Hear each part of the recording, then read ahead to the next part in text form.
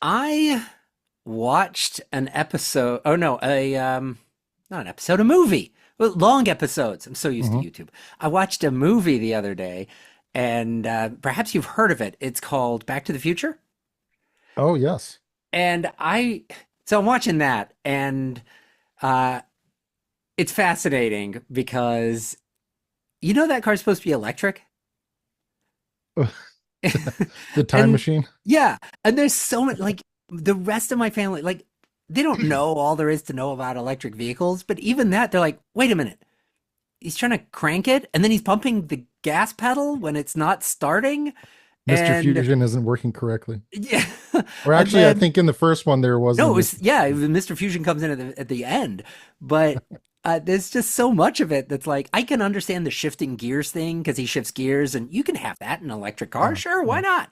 not? Especially if it was cobbled together, using plutonium from the Libyans, uh, then maybe you just put it to the stock transmission. But there was like, why would you be pumping the gas? What? I don't know. But that was fun to rewatch it Yeah. and 80s realize classic if you haven't seen it.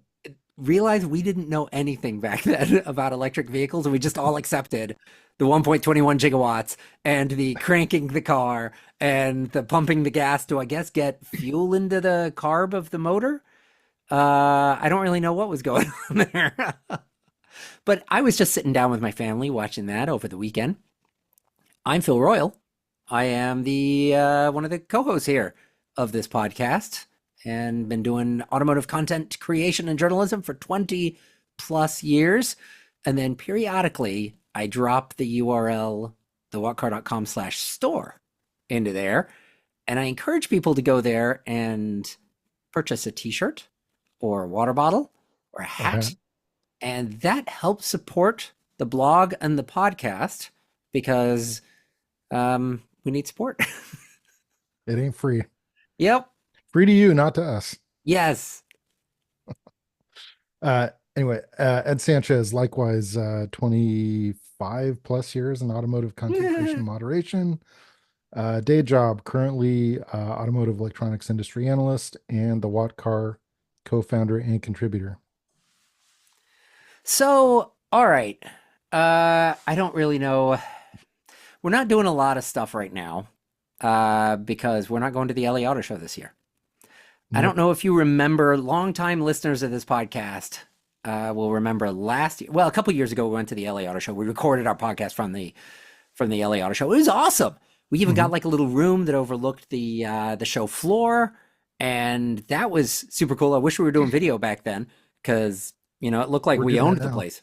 We're doing it now, but we're not going to go to the LA Auto Show this year. We went last year. So the LA Auto Show is coming. Long story short, LA Auto Show is coming up in the next week or Yeah. so. And we went last year, and it's just such a disappointment.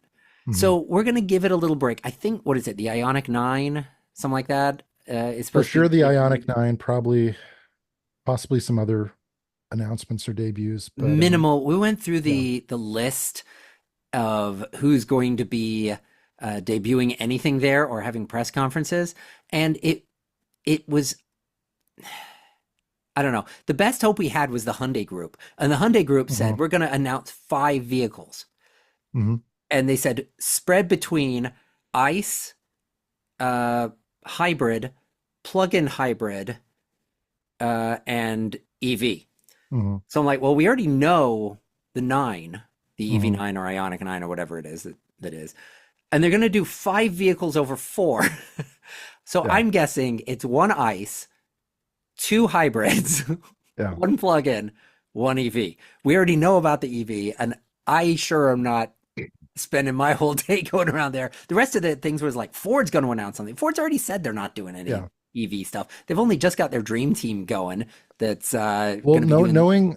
knowing how OEMs like to kind of frame things, here's my guess of what they will officially debut or announce: the 2025 Ionic 5 with the NAX port. Ooh. Mhm. Which, as far as I know, is going to be the first production vehicle to non-Tesla to have that. Um, I think two variants of the Ionic 9, supposedly a range extended, kind of like the Scout, uh, range extended electric, and a pure battery electric. So there's three right there. And so two Well, more I of I would something. argue that But a range extended falls under the plug-in hybrid. yeah, essentially. Yeah. Yeah. So I mean, there you have three, at least three models. So the other two are going to be like, I don't know. Well, we know one's going to be ICE and one of them is going to be hybrid. I mean, they've said Yeah, 5 vehicles over these 4 categories. there you go. So we already know that we don't care about the other things. Ford isn't going to really do anything. I wish I could remember the rest of the manufacturers, but Lucid wasn't on there. Lucid was on, did a press conference. Was it last Hmm. year Hmm. where they unveiled the Gravity. Yeah. Gravity? Well, they're not. I mean, maybe they'll have a car on display, but they're not going to do a big announcement. We already know That we that know thing's of. I coming. mean, We unless know it's it's a coming next year. surprise. Ta-da. Yeah, Yeah, but I'm we. actually thinking the next year's show will be a bigger show because I'm expecting a lot more EV models to be Mhm. coming out 26, 27 model year time frame. So I think, I mean, who knows? We may look back and say, "Oh wow, wish we could have been there. There's some cool stuff," but I don't think it's going to be the end of the world by us missing it this year. So No, I think we will maybe get our big booth overlooking the show floor again for next year. like the political conventions, the Watt car. Yeah, no, so it's guerrilla journalism essentially what we're doing. So we had our don't tell anybody, but we hijacked a room that was just super awesome and nobody knew about. Except the one security guard, he Yeah, was kind of like, "Okay, cool, whatever." he came in at the end and he didn't care. We are just like, yeah, we're just here, whatever. Okay. That's yeah. So anyway, next year if we're still doing the video, we're doing all this, I'll try and get that room again.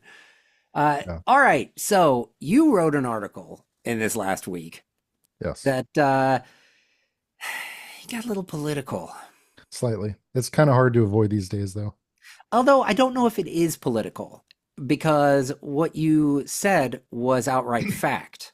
I think what Elon Musk is Oh, doing is I'm political. flattered.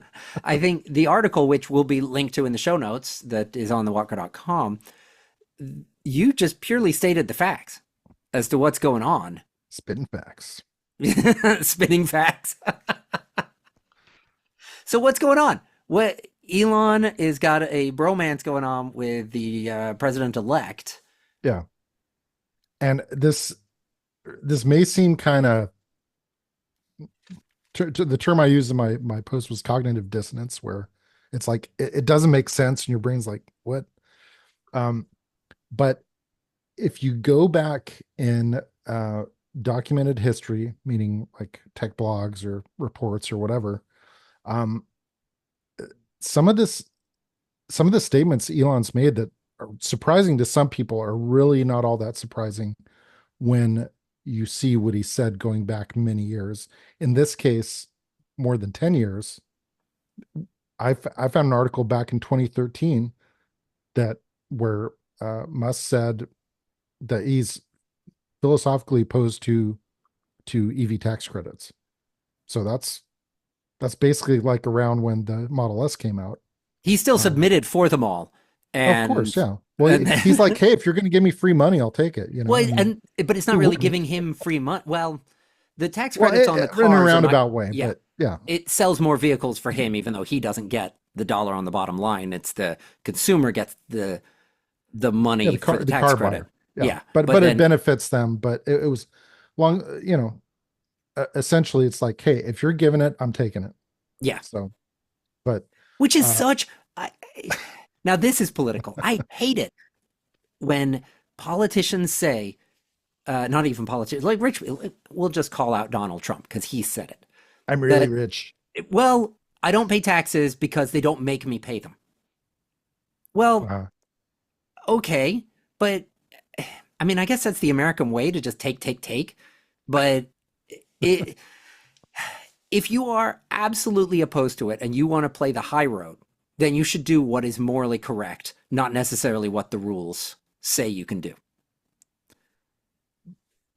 so, okay. So Elon Musk says, Yeah. I'm anti EV credits or EV money from the government for producing EVs or, the tax breaks or whatever. I'm Mhm. philosophically opposed to that, but I'm going to take every single penny of it.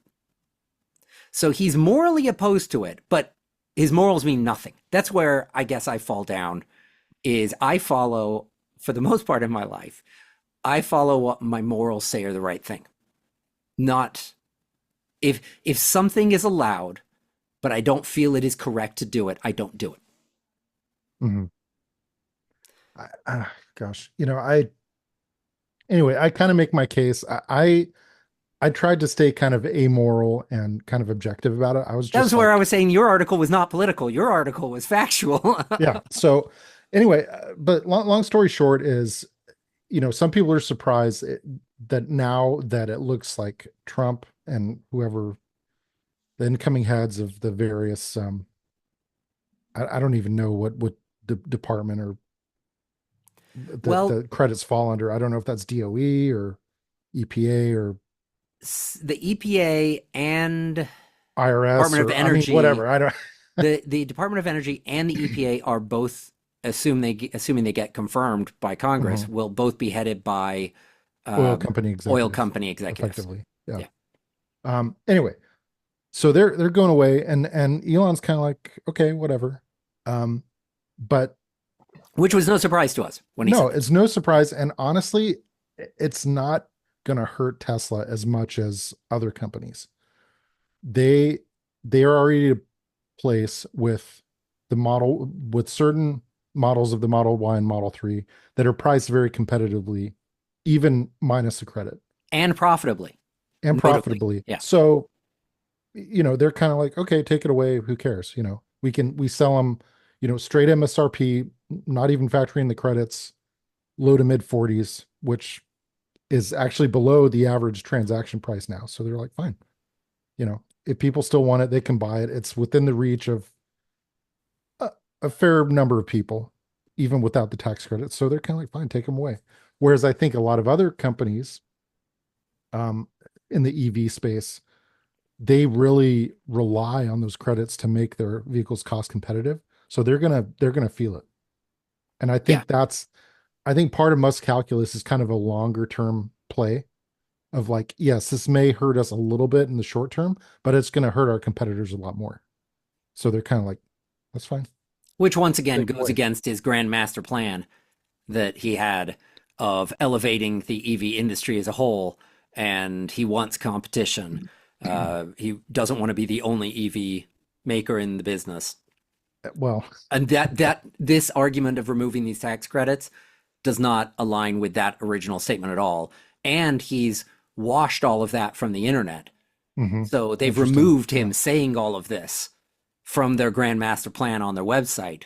So Mhm. now all we've got is the fake media that reported on it to believe, which doesn't help. If you're a Tesla stan, you'll go, well, it's not on the website. Tesla's not saying it. Well, they did say it. Elon Yeah. did say all of this stuff, and now he's erased it. What's it called? The internet Wayback Machine or whatever, Yeah, where the it actually documents yeah everything the that was Internet Archives that you can go back into. archives. Yeah. Yeah, So it's out there. He said it. But I think without question, Tesla, of the pure play EV makers and the legacy OEMs that are fairly heavily invested in EVs, Tesla has the most to gain or benefit and the least to lose. So we'll yeah, see how that and plays out. it could. I think some of the larger automakers are going to be fine. They'll be fine because Yeah. they just switch over to gas. It's like in California, I forget what the sell rate of EVs are right now, but it's like 20 something percent, whatever Yeah. it is, It's a pretty of new big EVs. percentage. Yeah. You go to the rest of America, it's like what, 2%? It's like Maybe. nothing. So all Ford essentially Yeah. has a dial, and they can just make money. They can turn the dial, make more cheap ICE vehicles, and they'll sell them all day long. Yeah. And they'll be profitable, and everything will be great, and they can just make money. But their EV development will slow down. Yeah. I mean, again, supposedly behind the scenes, Ford is really all in on Mm-hmm. some But future models. But they've got their dream yeah. team that's in Southern California somewhere. Yeah, but hopes and dreams don't pay the bills, I guess. Well, and all they need to do there is say, okay, well, instead of coming out with the vehicle to debut in 2028 or whatever the number is, that they say, Mhm. okay, that's 2030 now. You got a couple Yeah. extra years. Yeah. And, we'll, by then technology will have progressed, and maybe there's a new president, and maybe they're EV incentives are coming back. They could just dial it Hmm. back a little Hmm. bit. And Ford's already said they're dialing it back, and GM's already said they're dialing it back. The big scary part is if China comes in, but Trump sure doesn't like I China mean, if production, anything, he's and the going to Democrats strengthen. sure. Yeah. Yeah, I mean, Biden's tariffs on China were more stringent than Trump's tariffs on China. They're Hmm. not going to go down. Trump Hmm. isn't going to reverse what Biden has done because then he'll look Hmm. weak on China. And he's been saying Yeah. how we need to really hold their feet to the fire, whatever Hmm. expressions he uses. So I don't think China's coming in anytime soon, uh, unless like with Volvo and them that they're starting to make or they're planning Or to they make set or up a they already plant here. are. Yeah. Yeah, they're setting up plants with Volvo and Polestar. And ultimately that's what Hmm. is these tariffs are all about, is moving production to America. And Hmm. so, mission Yeah. accomplished I on mean, that. the other thing too, not to, I know we want to move on, but a lot of people have said, and I think this is probably true to an extent, is a lot of his tariff threats are actually a negotiating tactic. It, he doesn't, he may say some really like draconian and threatening things like 200%, blah, blah, blah. It's a tactic to bring people to table and say, okay, look, let's be reasonable here. So who knows what the ultimate outcome of this is going to be, but yeah, I mean, he got elected on the premise he wants to strengthen American industry, wants to, you know, lessen our reliance on imports. But I think that's kind of what's going on here. So I love how you just said that that Trump saying outlandish things is for him to say, come on, let's be reasonable. it's yes, there's a little mental gymnastics involved there, but if you kind of think it through, I don't know. So with all of this, so it's easy to see how other companies are going to get hurt. Why, if you take away these tax credits and the NEVI Mm-hmm. funds and all of this, the smaller shops are going to get hurt. Peter Rawlinson, CEO of Lucid, Mm-hmm. seems to think, yeah, we're mostly immune to this. And I think that's the actual words that he used, was mostly immune. And I can't really disagree because he sells expensive vehicles. Yeah. So I mean, It's got to be under like 80 grand, isn't it, to qualify for the 7,500? yeah, and I'd say the majority of Lucid's vehicles are over that. So I think they probably only have one or two models that would even qualify for it. And those quite possibly are priced under it just to get those incentives. Hmm. They're Hmm. probably just losing more money on them. It's not like they cost them less to make. We Yeah. already know they're losing. I can't remember, was it 30,000 or was it 130,000 Well, per hopefully that vehicle? margin's improved, but at one point I think they were losing six figures per vehicle. But Yeah, so now it might be a good excuse for them to just up the yeah, MSRP I, on their I vehicles. seriously doubt someone in the market for a Sapphire is going to be like, oh darn, I can't get the credit anymore. Yeah. They're like, no, I'm going to get it. Yeah, I can't believe So that anybody's spending $79,000 on a car, that a $7,500 tax credit is making that big of an impact to their bottom line. That's, probably not. oh, well, I would have got that one, but it was 83,000 and I don't get the $7,500 off, so I'll get this one that's 79,000. It doesn't have the option. Like I don't understand because I'm not in that tax bracket. Yeah. I mean, I claimed it. I didn't get the full. I was when I bought mine, it was still under the old scheme where it was like unit production base, and after a while, it kind of phases out. Whereas the under Biden, it's based on domestic content and blah blah blah. Anyway, so I qualified for the 3750, and I took it. I mean, so Yeah, why not? why not? Free money. Free money. Anyway, so this is kind of interesting. Some this is a guy that had the fortitude, since this is a PG podcast, to stand up to Musk and basically tell him he's full of it. You Which want you to? don't, well, you don't really know what's going to come back your way when you do this. So Robin Zeng, I assume it said Zeng, Yeah. who is founder of CATL, which is the world's largest EV battery manufacturer, said that the 4680 cylindrical cells that Tesla's making, that they made such a huge deal of. What was that? Hmm. 4 years ago? 3 years Yep. ago?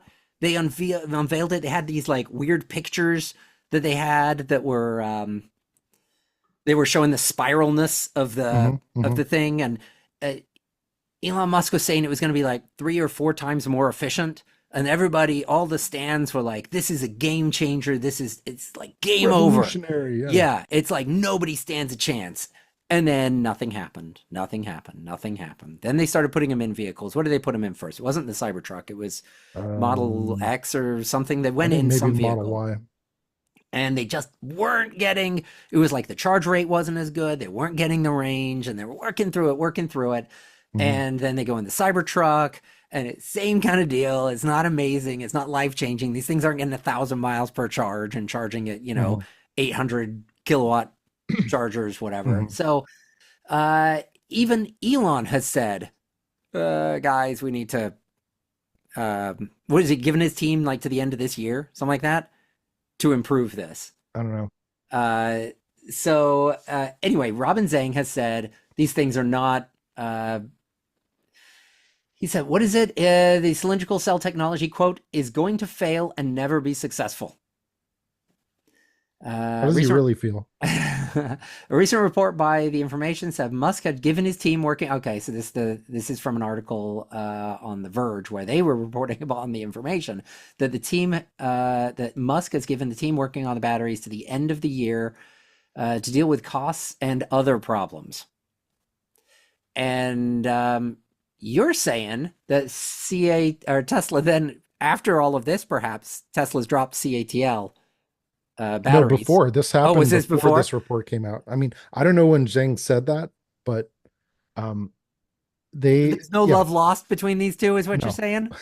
Well, but I don't think it was anything that Musk had against Zhang personally. I think it would had to do with the tariff situation and the Mm. batteries, and that's why they made the switch. They effectively dropped the LFP Model 3 and Model Y from the US lineup because the batteries were from CATL, but hence they were subject to the 25% tariff. So, which basically effectively wiped out any cost advantage the LFP packs had over the regular lithium ion, the NMC, that they were making, I guess, domestically or in house. So they were like, you know what? So So, do you think there's any coming back from things like this, or do you think it's so? I mean, they've obviously maybe Elon pulled not because of any personal differences. I mean, no, I apparently think it Zhang was said to Musk, yeah. apparently he told him that this isn't going to work. Like this isn't just he's said something. It Hmm. he it says according to Reuters, when Musk visited China in April, quote, we had a very big debate and I showed him. He was silent. He doesn't know how to make a battery. Wow. So Zhang He's not has, pulling any punches. yeah, so Zhang has called him out and Yeah. saying this doesn't work. And I could totally see Musk, he wants to be the smartest guy in the room. And I think most of the Hmm. times he is, but Hmm. he's also blinded by his own success. And hubris. Yeah. Yeah. So he's been, it's the problem that all billionaires seem to have is you make your $1 billion on one thing and you You're think like, that oh, that I know makes you, everything. yeah, you think that that makes you knowledgeable on everything. I know a lot about cars, but I don't know a lot about other things. So I don't walk around pretending like I know how to, like I'm struggling rebuilding my bicycle. Here I am. I can pull engines and transmissions and build race cars, but rebuilding the hub on a bicycle, like I spent hours on YouTube. I should have just taken the bicycle to a shop.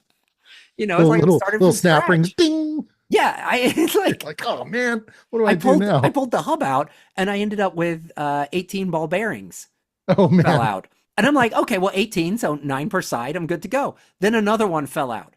And I'm like, okay, now I don't know what to do. Now I got Yeah. 20 and two sides of a hub. Like I'm an idiot when it comes to bicycles, but give me a Yeah. car and I've rebuilt all the hubs on my race car. Like it's no big thing. So just because you know one thing doesn't mean you know Yeah. another. And I think Elon Musk might know how to do PayPal, Hmm. but when it comes to, and he might know how to set up a good business, the base of a business and hiring the right people to produce electric vehicles. But if he sits down and tries to design a battery, I think he gets Yeah. so stuck into, I'm going to do it different that it doesn't. Well, I mean, and to be fair, if you read the article, Zhang does throw him a few kudos, saying, "Hey, he's good at mechanical stuff. He's good at like production line, engineering and logistics. I But don't he know if just I'd does say that. well. I seem to recall Elon Musk sleeping on the assembly line floor, at least claiming to, Well, while firing people left and right because he couldn't get anything right with the early days of the Model 3. Oh, but memory's well. short. Memory's short. That was last decade. Who cares about Anyway, that?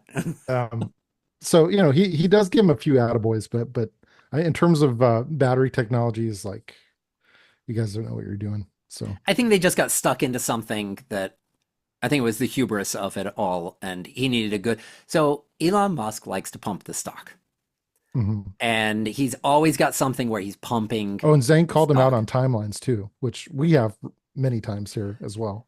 Okay, so to be fair, I will defend Elon Musk on this Oh, okay. because Well, even he calls himself out on the timelines now. He even realizes that what he says is a joke. So all of the Tesla folks that don't question what Elon does, mhm, uh, they are missing the fact that Elon is pointing out his own foibles mhm, when it comes to timelines. That he mhm, just gets it wrong, and he knows he gets it wrong. Originally, I was like, man, he's pumping the stock. And so he's purposefully doing it. I think he mhm, genuinely believed some of the timelines before. Now he mhm. just says it because it's a joke. Now he's like, oh, this will be out next year. We'll have self-driving cars by the middle of next year or whatever it Yeah. was. And he knows at this point that it's a joke. So he Mhm, just says it and then he jokes about it. I mean, he did yeah. that at the Wii robot Yeah. announcement. He's like, I can't remember exactly what he said, but it was like, we'll have these out in the middle of next year. Um, or maybe the Maybe. year after. I'm a little optimistic when it comes to deadlines, something like that. So he gets it. He Yeah. understands. Yeah. Anyway, Yeah, speaking of a brand that may or may not have a lot more time left, guess it I'm depends on your perspective. I'm torn on this. I'm so torn on this. Yeah. Jag. Remember a couple years ago, Hmm. Jag, and I hate saying the full name because I say it wrong in America, but Jag. As long as you uh don't say Jaguar, that's my pet peeve. That's like nails no, on a chalkboard for I me. so Jaguar is how I say it. I was raised that Fine. way. That's how I say it. So Jaguar, they have teased. Well, I don't know if they teased, but they got caught driving. Did they tease it? Did they send out the I press think it release? was a spy shot. Oh, look at Uh, this spy shot. Oops. And we know how this works. Both you and Yeah. I used to work in this part of the industry, and you have close ties too. Have I told this story? I think I told this story years What? ago. I was when I was at one of our tuning magazines. We Hmm. would get the spy shots. In fact, it was Hmm. a tuning magazine that you used to work for that I then went to work for, and you went off to do your own thing. And so I was on a long lead Hmm. for a Volkswagen, and one of the ladies that runs one of the big spy shot companies was there at the Hmm. Volkswagen thing, and I was like, "Whoa, what are you doing here?" I'd not met her in person, but I dealt with her a lot on the Hmm. phone Hmm. and through email. And so I was like, "How do you get this stuff? How do you get all these pictures?" And she's like, "Well, I've got these, people that sit around and take photos." And I'm like, but how do you get the information? Because you'll see a picture and then it'll be like rumored to have a, V10 diesel something or other. And you're like, where'd you get any of that information from? All there is a picture, a guy on a grassy knoll taking a picture. And you now can tell me the number of valves in the engine. Like, how? And she said the manufacturer supplies that to me. So this spy shot stuff is Yeah. not exactly what you think. They know exactly, the photographers know exactly where the manufacturers will be. Maybe not when, but they know exactly where they're going to drive. And then the manufacturers have supplied cheat sheets to, at least Hmm. it's the way it was 20 something years ago, Yeah. cheat sheets to the people who run the spy shot companies who then sell those Hmm. spy shots to publications and websites. So back to Jaguar. They got caught driving $100,000 plus sedan that's like a big honker. Yeah. It And looks like probably S-class size. yeah, it's I guess. super Yeah. cool because it's like Yeah. long. It's like the Celestiq or whatever it is, the Cadillac Celestic. Yeah. Well, Celestiq, except better looking. I don't consider the Celestic a particularly good looking car, but but it's still that's just my large, opinion. Yeah. big luxury. This will be cheaper than the Celestiq, I believe, but they're going upscale with Jag. They have decided They said a while ago they were going to EVs, Hmm. EV only. Hmm. And In fact, as of now, I mean, they have models on the lot that are unsold, but they are not currently manufacturing any new Jaguars right now have no plans to, as far as I can recall. until this new model comes out.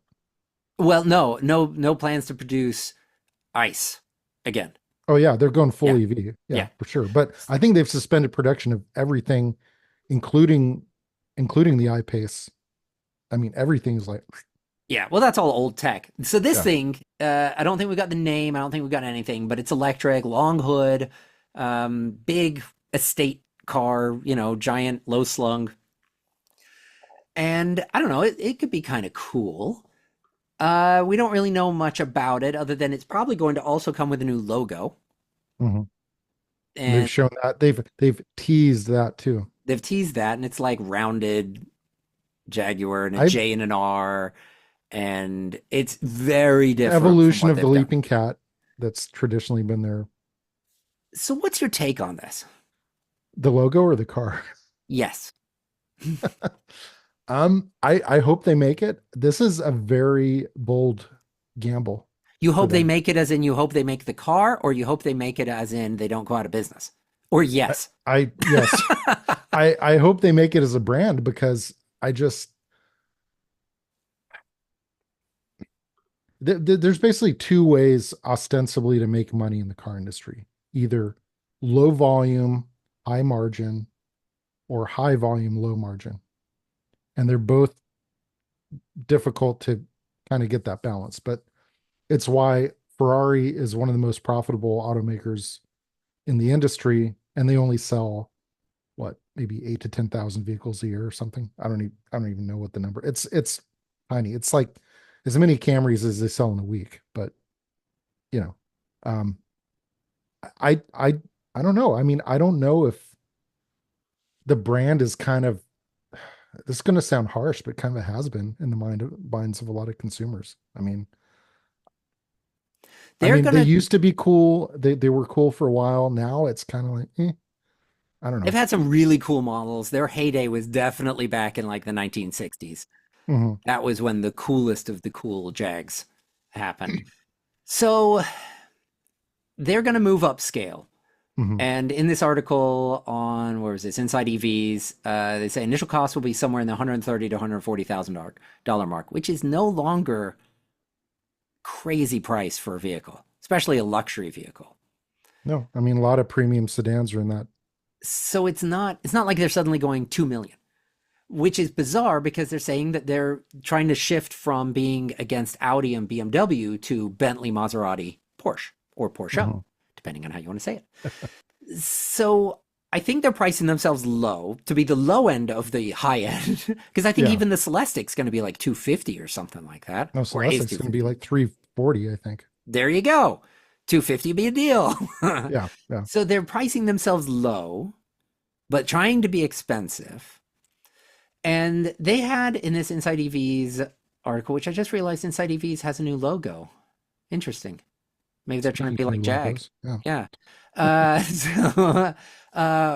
Rawdon Glover, managing director of Jag JLR, one of his quotes showed that they are throwing spaghetti at the wall. In this article, he's quoted as saying it has a substantial road presence, the new vehicle, in terms of proportions, is far cry from what we do today. To get there, I divided the design team into three groups. Within 3 months, they produced 17 full-size models with different design languages. Some were familiar, some look like something out of a science fiction movie. The styling language we chose is exuberant. Just think of something that will be really different on the road. And in December, we will unveil our new design language. So they had a meeting, and he said, all right, I'm splitting you guys up into groups. I need as many designs as possible. So don't think, just design. Hmm. And we are going to do, I want to walk into a room and have tons of designs, and you don't have time to think any of it through. Just Hmm. make them. We're going to pull the trigger on it and we're going to unveil this thing in a couple months. And then while we're at it, we're going to redo our logo to accommodate, Hmm. this. And I'll include a link in the show notes to one of Jag's videos on YouTube Hmm. where they're talking. I don't know if you've watched the video, Hmm. but it very much is like, I know we've referenced it before, but the Unpimp My Ride from Volkswagen years ago. It's I'm just waiting for the guy to walk in to unpimp your ride. It's craziness. They don't know what they're doing Yeah. at all. And this is coming from me who likes the brand. Yeah. I want them to succeed. I think they have a name that they could switch from against BMW to against Bentley. I think they could make that transition. But I don't think I'd say bold I strategy, Cotton. It's kind of a gamble. It's every now and then a car comes along that really shocks the industry. Um, I would say going back in the Wayback Machine, I would say the original Chrysler minivan, I Mhm. think was a real game changing car. The original Ford Taurus in '86. Also, now granted, those were both kind of mass market vehicles. Um, in terms of the premium segment, I'm just going to say it, the Model S, I think really radically shifted the paradigm in terms of the public perception of EVs. I mean, I'm trying to think of something else that was. So this is going to sound weird and obscure, and ultimately it didn't. But to me, when I first saw it, I'm like, wow, they really went out on a limb with this. Do you remember the 1990s redesign of the Mazda 929? Do you know what I'm Mhm. talking about? Yeah. Yeah, So yeah. prior to that, it was just a very boxy, plain sedan. It was absolutely unremarkable in every way. So I think I can't remember if it was the 92 or 93 model, but they came out the new 929 and it was stunning. It was like, wow, this thing is really a looker. And look how well that did.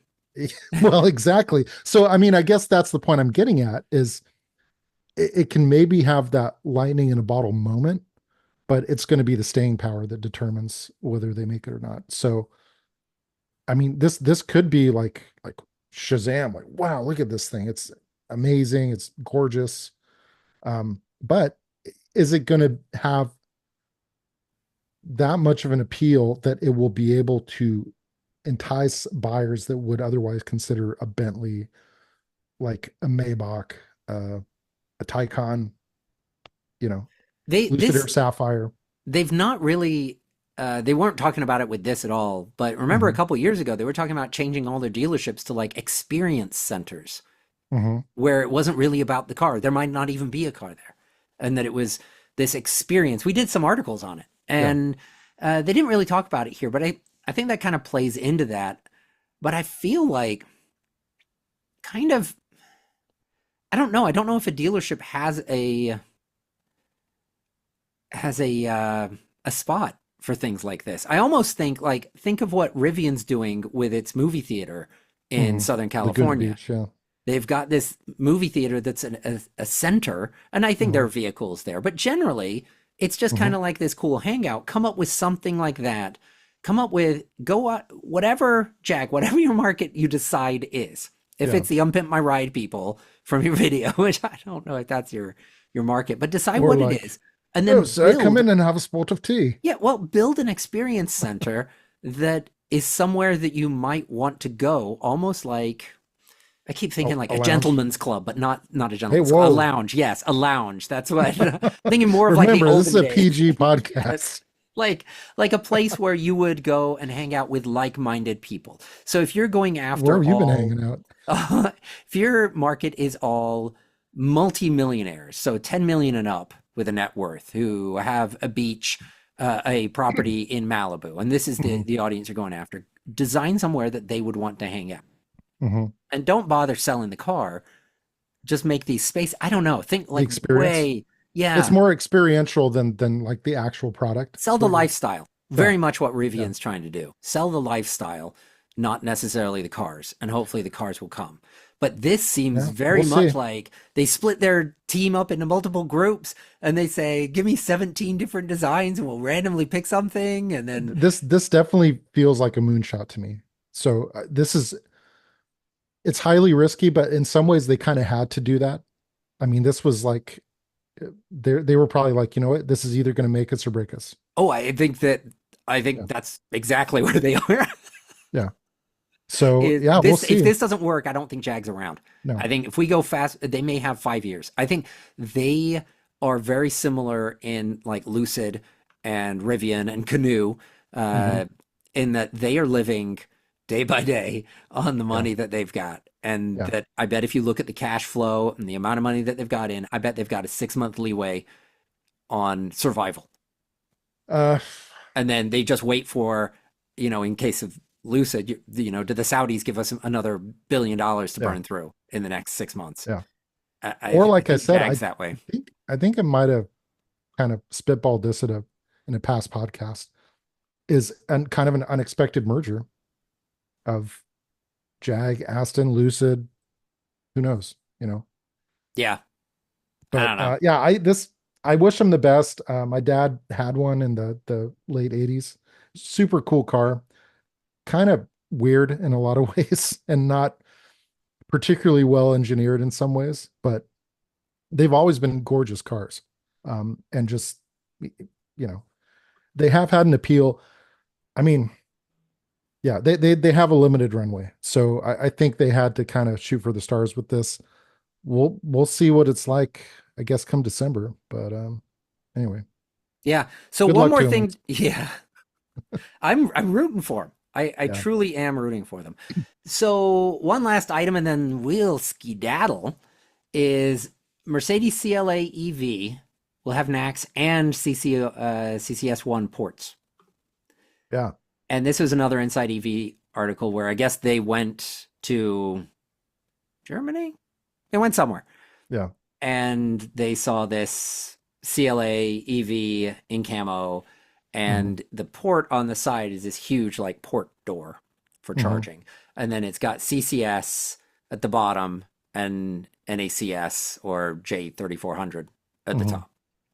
And so they're saying that's how it's going to be, and that this, I guess the advantage of this is no adapters, which is what I've been talking about, is like adapters aren't the answer.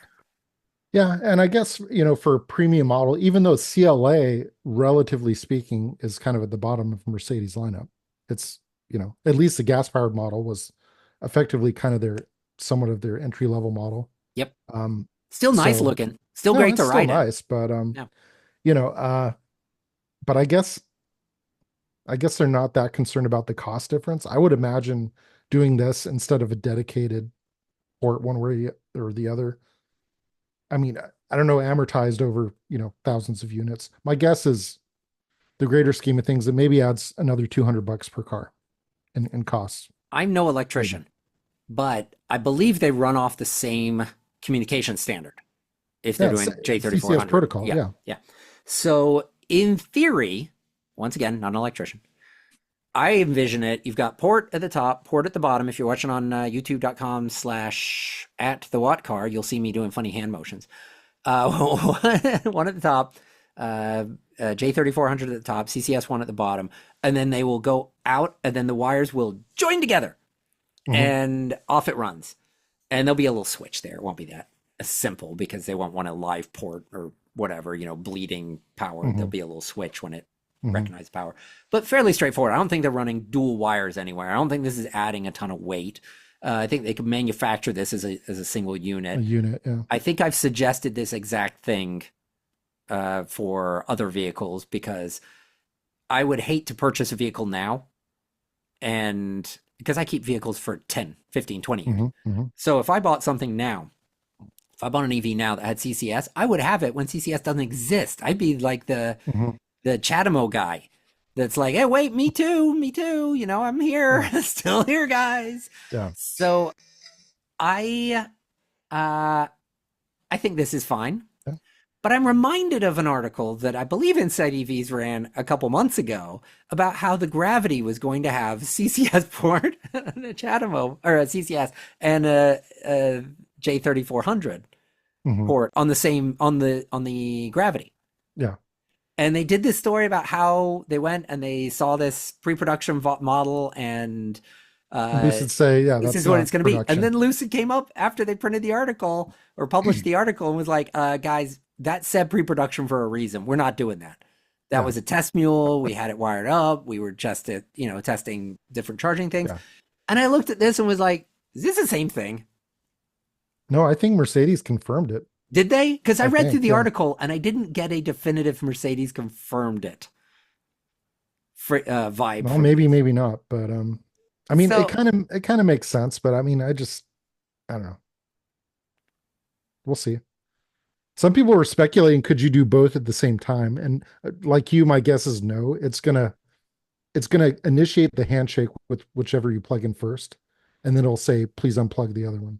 yeah, that's or it will just Yeah. pick whichever one's first, and the second one that it'll dead It'll just end. kind of sit there. Yeah. Yeah, and it won't activate. That's if you can even plug them in at the same time. You might physically not be able There might be a to. little interlock that prevents it. I don't know. Well, I mean, the NACS plug I can see because it's so streamlined that it Mhm. slots in, but I could see that if you've got CCS in there, because that's such a big port, Yeah. the charger's such a honker on that one that you can't physically plug Yeah. both in. I could totally see that. And if it's not like that, it should be. So then you just can't be an idiot. I would be We'll see. surprised if they Yeah. do this. I don't think it's a bad idea, but I think this is essentially like a vehicle coming with um, 8-track and a tape player at the same time. Pick one, guys. You know which Or one's gonna tape deck and win. CD player. Yeah. Hey, don't go bad on that. My truck Hey. still got that. Yeah. uh, So anyway, we'll wait and see on that. yeah. Uh, so Um, so next week, something a we've little different. we're gonna have something a little different. A video that you kind of, not to give it away a little bit, on your personal YouTube channel, you did a video somewhat similar, Similar in concept. and we're gonna do something different with a different kind of video and talk about it. I think I've got one thing I've got to bring for this show and tell, and then you've got everything else. Yeah. And I So think it actually posts Thanksgiving Day. yes, it should, unless something goes horribly wrong. It should post So Thanksgiving Day. so if the football games are boring and you're tired of your in-laws, just tune in. Yeah, if the tryptophan isn't making you go drowsy, then turn on this podcast on YouTube, sit down and watch it, and that'll Even take care. better than turkey. Yes. That's all I got. So I'll see you in a That's week. all, folks. All right.